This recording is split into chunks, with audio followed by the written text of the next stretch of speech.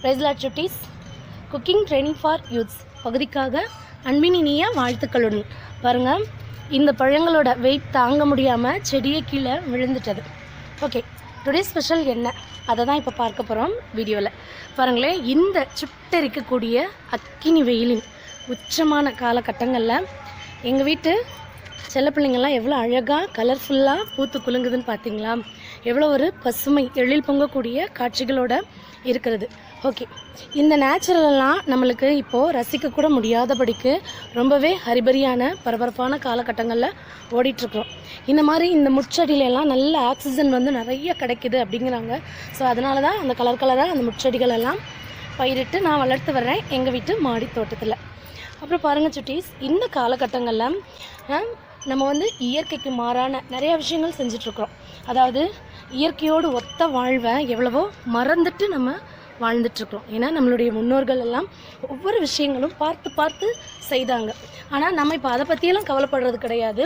அதாவது விலை மலிவாக தரம் குறைவாக இருந்தாலும் கூட பரவாயில்ல, சீப் அண்ட் பெஸ்ட்டாக இருக்கா, அந்த மாதிரி தான் பார்த்து தேடி அலைஞ்சு ஓடிட்டுருக்குறோம். ஸோ இதற்கிடையில் ரொம்ப முக்கியமான விஷயம் என்னென்னா, நம்மளுடைய சமையல் பதார்த்தங்கள் சுவையுள்ளதாகவும் ருசியுள்ளதாகவும் இருக்கணும். அப்படின்னால் அதற்கு நம்ம இயற்கையோடு ஒத்தது கண்டிப்பாக வேணும். ஆரோக்கியம் ரொம்ப முக்கியமானதாக இருக்கிறது. அதற்கு சமையல் மசாலா பார்க்கலாமா சுட்டீஸ்? ஓகே, இன்றைக்கி பாருங்கள், சமையல் மசால் பவுடர் தயாரிப்பது எப்படி அதை தான் இந்த வீடியோவில் பார்க்க போகிறோம். ஓகே, பாருங்கள் சுட்டீஸ், இந்த சமையல் மசாலா பொடி தயாரிக்கிறதற்கு கரெக்டாக 1 kg அளவுக்கு நான் இந்த கொத்தமல்லி வாங்கியிருக்கிறேன். தானிய கொத்தமல்லி, சரியா? இந்த தானிய கொத்தமல்லி 1 kg வாங்கியிருக்கிறேன். இதற்கு 1 கிலோவும் ப்ளஸ் கூட ஒரு 200 கிராம் அளவுக்கும் இந்த மிளகாய் வற்றல் வாங்கியிருக்கிறேன். காரணம், இதனுடைய இந்த காம்பு பகுதிகளெல்லாம் கீழே நீக்கம் பண்ணி போட்டுருவோம். ஸோ அதில் 200 கிராம் போயிடும். அதற்காக காம்போடு போட்டு மிளகாய் வத்தல் அரைக்கிறப்போ அந்த மிளகாய் பொடி வந்து அந்த மசால் பொடி தரம் குறைந்ததாக பொங்கி ஊற்றுதுங்கிறாங்க பார்த்தீங்களா? அந்த சூழ்நிலை வரும். அதை தவிர்க்கிறதுக்காக தான் காய போடுறப்பவே 200 கிராம் எக்ஸ்ட்ரா. ஓகே, இதோ மஞ்சள் தண்ணியில் கழுவி சுத்தம் பண்ணி எடுத்து வச்சுருக்கிறேன். காய வச்சு காஞ்ச கருகப்பில்லை கரெக்டாக அந்த டீ கப்பில் 1 கப் எடுத்துருக்குறேன். அப்புறம் மிளகு வந்து 100 கிராம் தான் வாங்கியிருக்கேன் சுட்டீஸ். அப்புறம் சீரகம் மட்டும் பாருங்கள், 600 கிராம் வாங்கியிருக்கிறேன். பொதுவாகவே மிளகு 100 போதும், ஆனால் சீரகம் வந்து கண்டிப்பாக 600 கிராம் இருக்கணும். சீரகம் இந்த 600 கிராமுக்கு கம்மியாக இருந்தால் கண்டிப்பாக அந்த மசாலா பதார்த்தம் வந்து சுவையுள்ளதாக இருக்காது. அப்புறம் இது கடுகுளுந்தம்பருப்பு. நான் கடுகுளுந்தம்பருப்பு கேட்கல, கடுகு மட்டும்தான் 200 கிராம் வாங்கிட்டு வர சொன்னேன். ஆனால் என்னோடய பசங்க வந்து கடுகு உளுந்தாவே சேர்த்தே வாங்கிட்டாங்க 1/4 கிலோவுக்கு. ஓகே, அப்புறம் இது உளுந்தம்பருப்பு வந்து 200 கிராம். அதே மாதிரி துவரம்பருப்பும் 200 கிராம்.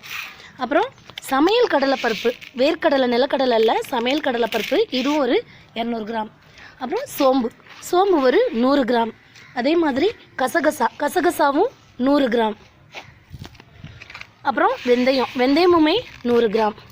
அப்புறம் இந்த விரலி மஞ்சள், குழம்புக்கு போடக்கூடிய மஞ்சள், அது வந்து 50 கிராம் போதும். நான் வீட்டில் இருந்த அளவு எடுத்துருக்கிறேன். அப்புறம் சுட்டீஸ், இது பாருங்கள், இந்த கட்டி பெருங்காயம், அதாவது ஒரு பாக்கெட் வந்து 20 கிராம் இருக்கும்படியாக 3 பாக்கெட் வாங்கி அந்த 3 கட்டிகளையும் இதோ காய வச்சுருக்கிறேன். மேலும் கூட இதோ சமையல் அரிசி நான் எடுத்துருக்கேன். நம்ம சாப்பாடுக்கு என்ன அரிசி யூஸ் பண்ணுறோமோ அந்த அரிசி எடுத்துக்கிடலாம். நான் வந்து பொன்னி அரிசி 1/4 படி எடுக்கணும், ஆனால் ஒரு 1/4 படி எடுத்துருக்கிறேன். காரணம், என் பிள்ளைங்களுக்கு அந்த வறுத்த பொறி மாதிரி இருக்கிறது சாப்பிட்றது ரொம்ப பிடிக்கும். ஸோ அதற்காக எக்ஸ்ட்ரா எடுத்துருக்கிறேன், 1/4 படியோட எக்ஸ்ட்ரா. ஓகே, இப்போ என்ன செய்யலாம் அப்படின்னா, காய வச்சு எடுத்துருக்கிற மற்ற பொருட்கள் எல்லாம் இந்த ஒரு நாள் வெயிலில் காஞ்சது போதும். ஆனால் மிளகாய் வத்தல் மட்டும் இன்னுமே நல்லா காயணும். பாருங்களேன், குறைஞ்சது ஒரு 3 நாட்கள் காய வைக்கணும். இந்த கொஞ்சம் வளைஞ்சு கொடுக்குது பார்த்தீங்களா? அந்த வளைஞ்சு கொடுக்குற தன்மை இல்லாமல் அப்படி ஒடித்த உடனே இப்படி ஒடிகிற மாதிரி இருக்கணும். அந்த பக்குவத்துக்கு எல்லா வத்தலும் வரணும். இப்போ கொஞ்சம் தான் அந்த மாதிரி வந்திருக்கிறது. மீன வத்தல் எல்லாமே மேக்ஸிமம் இன்னும் சரியாக காயாததாக இருக்கிறது.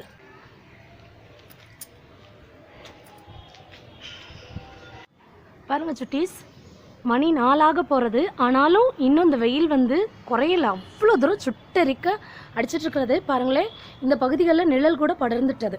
ஓகே, இந்த மிளகாய் வத்தல் வாங்குறதில் கவனிக்க வேண்டிய முக்கியமான விஷயம் என்ன அப்படின்னா, ஒரு மாதிரி கருப்பு வத்தல் வாங்கக்கூடாது. கண்டிப்பாக இந்த மாதிரி நல்ல சிவப்பான வத்தல் கவனித்து வாங்குறது தான் ரொம்ப முக்கியம். ஏன்னா கருப்பான வத்தல் வாங்கினா அப்புறம் குழம்போ சாம்பாரோ எது வச்சாலும் அந்த மசாலா பொடி சேர்க்கிறப்ப அது ரொம்ப கருப்படிச்சு ஒரு அட்ராக்டிவாக கிடைக்காது. ஸோ இந்த மாதிரி நல்ல சிவந்த வத்தல் வந்து பார்க்குறதுக்குமே ரொம்பவே அழகாக இருக்கும். இன்னொன்று, அந்த ரொம்ப கருத்த வத்தல் வந்து பழைய வத்தல், ஸோ அதில் வந்து காரம் அதிகம் இருக்காது. ஆனால் இந்த மாதிரி சிவந்த வத்தல் வந்து நல்லாவே எரிக்கக்கூடிய காரம் இருக்கும். அதனால் அதை கவனமாக பார்த்து வாங்கணும் சுட்டீஸ். ஓகே, வெயில் வந்து கொஞ்சம் மேகத்துக்குள்ளார போய் தனிய போகிற மாதிரி தெரிகிறது. ஓகே, இதற்கு மேலே இந்த பொருட்களை வச்சுருக்க வேண்டாம், ஏன்னா இன்றைக்கு காலையிலேருந்து இது காஞ்சிட்டது. ஸோ இப்போ எடுத்து வச்சுட்டு மீண்டுமாக கூட இதே போல் இன்னும் 2 தினங்கள் இதை காய வைக்கணும். வெயிட் பண்ணலாம் சுட்டீஸ். ஓகே காய்ஸ், இந்த மசால் பொடி ஜாமான் அரைக்கிறதுக்காக இந்த மிளகாய் வற்றலை காய வைக்கிறதுக்கு இது செகண்ட் டே. எப்படி செகண்ட் டேனா பாருங்களேன், நேற்றைய நாளில் கூட இந்த செடிகள்லாம் இருந்த அமைப்பில் இருந்து இன்றைக்கி கொஞ்சம் மாற்றங்களை பார்த்துருப்பீங்க. பாருங்களேன், இந்த இடம்லாம் வேறு மண்ணெல்லாம் கொண்டு வந்து செடிகளுக்கெல்லாம் நெப்பி நிறைய இந்த செடிகள் இருந்த இடத்துல மாற்றம். இன்னும் புதிய பாத்திரங்களில் இதோ புதுசாக மண்ணெல்லாம் போட்டு இன்னும் கூட இந்த ஜூனியர் சட்டிகளில் இன்னும் இதெல்லாம் விதை போட்டு வச்சுருக்குறோம். இதெல்லாம் கிழங்கு, டெய்லியாக கிழங்கு இதெல்லாம் ஊண்டி வச்சுருக்கிறேன். அப்புறம் இது பச்சிலையை இடமாற்றி ஊண்டி வச்சுருக்கிறேன். அப்புறம் இதெல்லாம் இந்த இடத்துல வளர்ந்த செடிகள், இதில் நாற்று போட்டு இதில் வளர்த்துருந்த இந்த இடத்துல இந்த செடிகள் எல்லாம் பறித்து நட்டு வச்சுருக்கேன் சுட்டீஸ். அப்புறம் பாருங்களேன், இந்த சேவல் கொண்ட பூ கூட நேற்று இந்த கத்தாழை செடியில் இருந்தது. இன்றைக்கு பாருங்கள், அதுக்கு உரம்லாம் வச்சுட்டு மாற்றிருக்கிறேன். இது வேறு எந்த உரமும் கிடையாது, முழுக்க காய வச்சு எடுத்து வச்சுருக்கிறேன் யானைச்சாணி. ஓகே, இன்னும் கூட நிறையா செம்மண்ணெல்லாம் எங்கள் வீட்டில் இருக்கிறது. ஆனால் பாத்திரங்கள் தான் இன்னும் ரெடி பண்ணப்பட மாட்டாமல் இருக்கிறது. ஓகே, அது வந்து அடுத்த வீடியோக்காக ஆவாரம்பூவை க்ளீன் பண்ணக்கூடிய வேலைக்காக அந்த வீடியோக்கு அது ரெடி ஆகிக்கிட்டு இருக்கிறது. ஓகே, இப்போது வெயில் நல்லாவே தாழ்ந்துட்டது. பாருங்களேன், கண்ணு கட்டும் தூரத்து வரைக்கும் சூரியனை காணோம். அது வந்து இரங்கல் வெயிலில் நல்லா இறங்கிட்டது. ஸோ அந்தி மாலை ஆயிட்டதுனால பாருங்களேன், இனி இந்த மிளகாய் வற்றலை எடுத்து வைக்கிறது தான் பெஸ்ட்டு. ஓகே காய்ஸ், இந்த மசாலா ஜாமான் அரைக்கக்கூடிய 3ஆம் நாள் பார்த்தீங்களா, 3 நாட்களாக பொருட்கள் காஞ்சிட்ருக்கிறது. இந்த மாலை வெயிலில் அந்த மஞ்சள் சூரியன் எப்படி நெருப்பை கக்கிட்டு இருக்கிறதுன்னு பாருங்கள். இறங்கு வெயில் கூட அப்படி வெப்பம் எரிக்கக்கூடிய வெப்பமாக தான் இருக்கிறது. ஒரு குளிர்ச்சி பொருந்திய நிலையெல்லாம் இல்லை. பாருங்களேன், இந்த செடியில் கூட எப்படியாப்பட்ட வெயில் இன்னும் தென்பட்டுருக்கிறது. ஓகே, இந்த 3ஆம் நாளில் பாருங்களேன், ரொம்பவே சின்ன மாற்றங்கள். வேறு சட்டியில் இருந்த அந்த செடிகள் எல்லாம் பாருங்களேன் மாற்றி இந்த பாத்திரங்களில் மாற்றி ஊண்டி வச்சுருக்கேன் சுட்டீஸ். ஓகே, இப்போ இதுலையுமே அதிகப்படியாக நல்லா கவனித்து பாருங்கள். இதெல்லாம் காப்புக்கட்டு செடி. இந்த காப்புக்கட்டு செடியானது கல்லடைப்பு சம்மந்தப்பட்ட நோய்களுக்கெல்லாம் சரியான ஒரு மெடிசனாக இருக்கிறது. ஸோ அதனால் வந்து இதை விசேஷித்த வருஷ அலங்கார தோரணமாக கட்டுக்கிறதுக்கு பதிலாக வீட்டிலே நாங்கள் இந்த மாதிரி வளர்க்க ஆரம்பித்தாச்சு. அப்புறம் இது வந்து இந்த மலைப்பகுதிகளில் நிறைய நீரோட்டங்கள் இருக்கக்கூடிய அருவிகள் இருக்கக்கூடிய இடங்களில் இந்த செடிகள்லாம் வந்து காட்டு செடி மாதிரி வளர்ந்துருக்கும். ஆக்சுவலாக இந்த பாத்திரத்துலையுமே நாங்கள் நட்டு வைக்கல. அந்த யானைச்சாணி இதெல்லாம் பாருங்களேன், யானைச்சாணி இந்த மண் இதெல்லாம் போட்டதுனால அதுவாகவே வளர்ந்தது. ஸோ இதனுடைய பயன் என்ன அப்படின்னா, முள் குத்துன இடத்துல இதனுடைய பாலை தொட்டு வச்சால், இதை பாருங்களேன், இதை ஒரு இலையை மட்டும் பிச்சு காமிக்கிறேன். பார்த்தீங்களா, பால் வருது. இந்த பாலை தொட்டு வச்சோம் அப்படின்னால் அந்த முள் குத்தின இடத்துலேருந்து எரிச்சல் வலி எதுவுமே இல்லாமல் முள் வந்து கீழே விழுந்துருது. ஆக்சுவலாக எரிக்கலஞ்செடி அந்த மாதிரி சொல்லுவோம். ஸோ அதற்கு மேற்பட்ட ஒரு மருத்துவ குணம் இந்த செடியில் இருக்கிறது. அப்புறம் இது வந்து ஃபஸ்ட்லேயே சொல்லியிருக்கிறேன், இந்த ஆக்சிஜனை அதிகப்படியாக நம்மளுக்கு இன்க்ரீஸ் பண்ணி தரக்கூடிய முட்செடி வகையை சேர்ந்ததுன்னு சொன்னாங்க. ஸோ அதனால் இதை எடுத்து நான் செடியில் வச்சு வளர்த்துட்ருக்கிறேன். இது வந்து அந்த மிளகு தக்காளி கீரை பாருங்களேன், இதுவுமே நிறையா இருந்தது. பழம்லாம் பாருங்களேன் எவ்வளோ கருப்பாக. இது வந்து வயிற்று வலிக்கு ஒரு மிகச்சிறந்த மூலிகை. ஸோ இந்த மூலிகை செடியில் இருந்ததெல்லாம் இதெல்லாம் எடுத்து நான் பறித்து சமைச்சிட்டேன். அப்புறம் இது வந்து பச்சை மிளகாய், அதாவது நிறையாவே இது பிஞ்செல்லாம் பாருங்களேன் காய்ச்சி ஊஞ்சி இலையெல்லாம் உதிர்ந்துருச்சு. இப்போ இலையுதிர் டைமில் இருக்கிறது. அப்புறம் இந்த ஆக்சிஜன் தரக்கூடிய செடியில் இது வந்து ஒயிட் கலர் பாருங்களேன், பூவெல்லாம் ஒயிட் கலரில் போகுது. அதில் இது இன்னொரு வெரைட்டி. அப்புறம் இது வந்து டபுள் கலராக இருக்குது பார்த்தீங்களா, ஆனால் இது வந்து ஒரே கலர் தான். ஓகே, அப்புறம் பப்பாளி பொதுவாக வந்து தரையில் ஊனி வளர்ப்பாங்க. ஆனால் நான் வந்து பாருங்களேன் இந்த தொட்டியில் வச்சுருக்கிறேன். காரணம், அப்பப்போ இதில் 2 இலையாக கூட எடுத்து சமைச்சிக்கரலாம், சாப்பிட்டுக்கரலாம். கண்களுக்கு இது நல்ல ஒரு மெடிசன். அதனால் அப்புறம் இது வந்து இந்த ஓமவல்லி இலையிலே வந்து இது இன்னொரு குவாலிட்டி பாருங்களேன், பார்க்குறதுக்கு அழகாக குரோட்டன்ஸ் மாதிரி இருக்கிறது. ஆனால் இந்த ஓமவல்லி யூஸ் பண்ணுறப்போ வீட்டில் வந்து இந்த கொசு, சிறு சிறு பூச்சி, கிருமிகள் அதெல்லாம் வராது. அந்த தொல்லைகள் எல்லாம் கோழி வச்சுருக்கிற இடத்துல எல்லாம் இதை கொண்டு போய் கொஞ்சத்தை ஒடிச்சு வச்சிட்டோம் அப்படின்னா அந்த செல்லு அதெல்லாம் வைக்காது. அப்போ ஆரோக்கியம் தரக்கூடியது. வீட்லேயுமே இதை ஒடிச்சு வைக்கிறப்ப நல்ல சுகந்த மனம் தரக்கூடியது. டீ போடலாம். இதில் நெஞ்சு சளி உட்பட்ட வயிற்றில் வந்து ஜீரண கோளாறு, அஜீரணம் அந்த மாதிரி இருக்கக்கூடிய விஷயங்களுக்கெல்லாம் இது ஒரு மிகச்சிறந்த மெடிசன். அப்புறம் இது வந்து குரோட்டன்ஸ். இது வந்து என்ன செடினே தெரியல, சரி வளரட்டும்னு வளர்த்துட்ருக்குறேன். அப்புறம் இதுவும் அந்த ஆக்சிஜன் தரக்கூடிய செடியில் ஒயிட் செடி. இதுவும் அதில் இன்னொரு வெரைட்டி, அதாவது இந்த டபுள் கலரை காட்டிலும் இந்த சிங்கிள் கலரை காட்டிலும் இது வந்து இன்னும் நல்ல இன்னும் கொஞ்சம் இங்கே பாருங்களேன் பெருசு பெருசாக இருக்குது. இது டார்க் ஃபேஸ் கலர்னு கூட சொல்லலாம், அந்த மாதிரி கலரில் இருக்கிறது. அப்புறம் இது வந்து கருந்துளசி. இதெல்லாம் குரோட்டன்ஸ் தான், அழகுக்காக வளர்க்குற செடிகள்.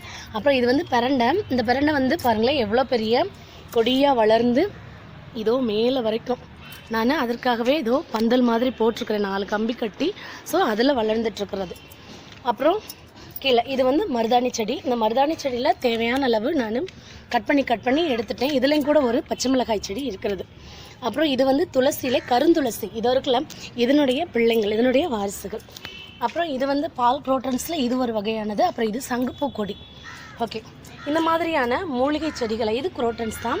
அப்புறம் இதோ மஞ்சள் கலரில் இது ஒரு அழகு சம்மந்தமான பூக்கள் நிறைய பூக்கும். ஆனால் என்னன்னு தெரியல, இந்த தொட்டியில் வைக்கக்கூடிய செடிகள் மட்டும் பாருங்களேன் கொஞ்சம் வாடலாக கருகலாக இருக்குது. ஆனாலும் பலன் கொடுக்குது.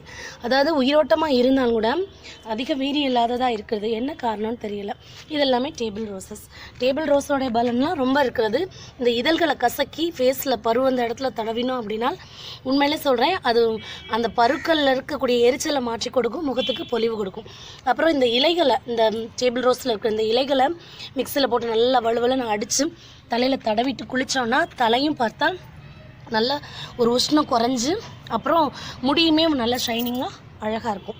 ஸோ மேலும் இங்கே இதோ இந்த பச்சளையெல்லாம் பாருங்களேன் எவ்வளோ இருக்குன்னு. இதை வந்து மருந்துக்காக, அதாவது இந்த முகப்பொருட்கள்லாம் நிற்கிறதுக்கு மருந்து தயாரிக்கணும் அப்படிங்கிறதுக்காகவே வளர்த்துட்ருக்கேன் சுட்டீஸ். அப்புறம் இது வந்து இதோ தர்பூசணி செடி. இது இப்போ சின்ன செடியாக இருக்குது, இது பெரிய கொடியாக கீழே நோக்கி வளரும். அப்புறம் இதெல்லாம் வந்து அந்த கீரை, அது என்ன கீரை, பொன்னாங்கண்ணி கீரை, வெள்ளை பொன்னாங்கண்ணி கீரை. அப்புறம் இதில் இருந்தால் இதோ முருங்கை மரத்தை விதை போட்டு வளர்த்துட்டு வர்றேன். ஓகே, அதுக்கப்புறம் இது வந்து மயில் மாணிக்கம் கொடி. அதாவது இதயம் சம்மந்தப்பட்ட அந்த பிரச்சனைகளுக்கு இந்த மாதிரி சிவப்பாக மலரக்கூடிய மலர்களை உண்டு வந்தோனால் அது ரொம்ப நல்லதுன்னாங்க. அதனால் இதை வளர்த்துட்ருக்கேன். இந்த பூக்களுமே வந்து நல்ல தேன் சுவை நிரம்பி சாப்பிட்றதுக்குமே நல்ல ஒரு டேஸ்ட்டாக இருக்கும். ஓகே, அப்புறம் இது பாருங்களேன், இதோ வெள்ளை கரிசலாங்கண்ணி. இந்த வெள்ளை கரிசலாங்கண்ணி செடி வந்து நான் விதை போட்டோ அந்த மாதிரி நட்டு வச்செல்லாம் வளர்க்கலாம். அதாவது இந்த தொட்டி பயன்பாடற்ற தொட்டியாக இருந்தது. சரி, இதில் கொஞ்சம் வயல்வெளி மண்ணை கொண்டு வந்து சேகரித்து வைக்கலாமேன்னு இதில் போட்டு சேகரித்து வச்சுருந்தது. அது இந்த மாதிரி அடிக்கக்கூடிய வெயிலுக்கும் மழைக்கும் வந்து அதுவாகவே முளைச்சி வந்தது தான் அந்த வெள்ளை கரிசலாங்கண்ணி. அப்புறம் இது பாருங்கள், சேனக்கிழங்கு உள்ளே ஊனி வச்சுருக்கிறேன். அந்த கிழங்கு வந்து இந்த மாதிரி செடியாக வந்துட்டுருக்கிறது. அப்புறம் இதெல்லாம் தக்காளி செடி, என்ன ஒரு அழகான ஆஃப் அண்ட் ஆஃப் கலரில் வளர்ந்துட்டுருக்கிறது. இது வந்து எங்கள் கோழிக்கு வச்சுருந்த அந்த மண்ணை எல்லாத்தையும், அந்த கம்பு அதோடைய தீவனங்கள் சிந்தின இடத்துல இந்த மண்ணை கொண்டு வந்து இந்த டயரில் போட்டு வச்சேன் சுட்டீஸ். ஆனால் தண்ணீர் மட்டும்தான் ஊற்றி பராமரித்து வரை பாருங்களேன் எவ்வளோ நெருக்கமாக கம்மங்காடு போல் செடி அழகாக படர்ந்துருக்குது. பார்க்குறக்கு அழகாக இருக்குதே அப்படின்னு வச்சிட்ருக்கிறேன். இந்த புல்லை ஏதாவது மருத்துவ குணத்துக்கு பயன்படுத்த முடியுமா அப்படின்னு தான் யோசிச்சுட்ருக்கிறேன். அதே தான் இதுவுமே. ஓகே, அப்புறம் இன்னும் முக்கியமான விஷயம், இது வந்து நல்ல துளசி. அதாவது சளி, இருமல், காய்ச்சல் எல்லாத்துக்குமே நம்ம வீட்டில் முன்னாடி பெரியோர்கள்லாம் வீட்டில் முற்றத்தில் வச்சு இந்த செடி தான் வளர்ப்பாங்க. இது நல்ல துளசி. இந்த நல்ல துளசி வந்து எவ்வளோ விதைகளை கொண்டிருக்குதுன்னு பாருங்கள், எண்ணிக்கையற்ற விதைகள். இந்த விதைகளை இதை உருகி தேய்ச்சிட்டு இந்த தோலை மட்டும் ஊதிட்டு பார்த்தோன்னால் இந்த இருக்குது பார்த்தீங்களா துளசி விதை. இந்த விதைகள் இப்படி விழுந்த இடத்துல சுற்றிலும் நிறைய கன்றுகள் முளைக்கும். ஸோ அந்த தையை, அதாவது அந்த சின்ன சின்ன செடிகளை பறித்து நம்ம வேறு எந்த இடத்துல வேணாலும் ஊனி வச்சு வளர்த்துக்கிறலாம் சுட்டீஸ். ஓகே, இந்த மாதிரியான இயற்கை சூழலோடு நம்ம ஒத்த வாழ்கிறது ரொம்ப இந்த காலகட்டங்களில் நல்லது சுட்டீஸ். ஓகே, இப்போது தேர்ட் பார்ட்டுக்கு வரலாம். இன்றைக்கு 3வது நாள். இதோ மிளகாய் பொடி ஜாமான்கள், இது மசால் பொடி ஜாமான்கள். இது எல்லாத்தையுமே ஒரு தடவை விளக்கங்கள் நான் சொல்லிட்டேன், அதனால் மீண்டும் மீண்டும் சொல்ல தேவையில்லைன்னு நினைக்கிறேன் சுட்டீஸ். இப்போது உதாரணத்துக்கு இந்த பட்டவத்தில் எடுத்து பார்க்கலாம் எப்படி காஞ்சிருக்குதுன்னு. அழகு நல்லாவே பாருங்களேன், நொறுங்குது, தொட்ட உடனேவும் நொறுங்குது. இதுதான் சரியான பக்குவம். ஓகே, இனி இதை எடுத்துகிட்டு போய் இந்த காம்புகள் எல்லாம் தனியாக பிரித்து, இதோ தனியாக வருது பாருங்கள், பிரித்து வத்தல்களை மட்டும்தான் எடுத்துக்கிட போகிறோம். ஓகே, அப்புறம் வெந்தயம்லாம் பாருங்கள் நல்லாவே காஞ்சிருக்கிறது, கசகசாலாம் நல்லா காஞ்சிருக்கிறது, சோம்பெல்லாம் நிறமே மாறிட்டது, நல்ல க்ரீனில் இருந்தது, இப்போ சோம்பு நிறம் மாறிடுச்சு. அரிசியும் பாருங்கள், இதுக்கு மேலே உடஞ்சி போயிடாமல் இருக்கிறதே ஒரு பெரிய விஷயமா இருக்குது. அரிசி வந்து ரொம்ப நேரம் வெயிலில் இருந்தால் அப்படியே 2 உடஞ்சிரும் சுட்டீஸ். ஓகே, சீரகத்தை பார்க்கலாம். சீரகமே அப்படி தொட்டால் ஒரு மாதிரி நொறுநொறுப்பான தன்மைக்கு வந்துருச்சு. ஓகே, எல்லாமே காஞ்சிருக்கிறது.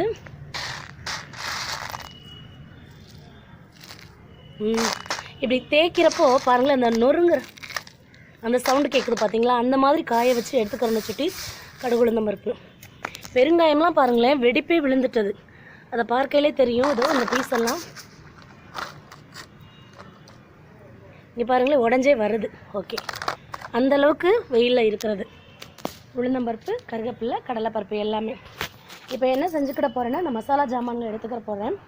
கூடவே கூட அடுத்த பாட்டுக்காக ரெடி ஆகுறதற்கு இதோ எலுமிச்சம்பழம் தோலெல்லாம் காய வச்சுருக்கேன் சுட்டீஸ், அது வேறு ஒரு மருந்துக்காக. அப்புறம் இங்கே இருக்கிறது பாருங்களேன் பாசிப்பயிறு, பாசிப்பயிரோடு சேர்ந்து இந்த பொருட்கள் எல்லாமே வந்து உடலுக்கு தேய்ச்சி குளிக்கக்கூடிய, அதாவது ஸ்கின்னையும் ஆரோக்கியப்படுத்தக்கூடிய ஒரு பொடி. அப்புறம் இந்த சைடு பாருங்கள் சீயக்காய் காய போட்டிருக்கிறேன், சீயக்காயோடு கூட இதோ பாசிப்பயிறு, வெந்தயம், கரிசலாங்கண்ணி எல்லாமே காய போட்டிருக்கேன், வெற்றி வேறு எல்லாமே. இதெல்லாம் வந்து சீயக்காய்க்குரிய வீடியோ, சாரி இதெல்லாம் அடுத்த வீடியோவில் பார்க்கலாம் சுட்டீஸ். இது பூந்தி கொட்டை. அப்புறம் அங்கே இருக்கிறதெல்லாம் செம்பருத்தி இலை, அது மருதாணி இலை, அப்புறம் அது மாதுளந்தோள், அது கருவேப்பிலை. ஓகே, எல்லாத்தையுமே அடுத்த வீடியோவில் பார்க்கலாம். See guys, வெயிலில் பண்ண வேண்டிய அவ்வளோ ஒர்க்கும் இனிதே நிறைவேறிடுச்சு. So next work kitchen work. அதுலேயும் ஃபர்ஸ்ட் ஒர்க் இந்த காம்பு பகுதியெல்லாம் நீக்கம் பண்ணிவிட்டு வத்தல்களை தனியாக பிரித்து எடுத்து சுத்தப்படுத்திக்கிடணும். அப்புறம் இந்த காம்பு பகுதியெல்லாம் வேஸ்ட் பண்ணிடணும்.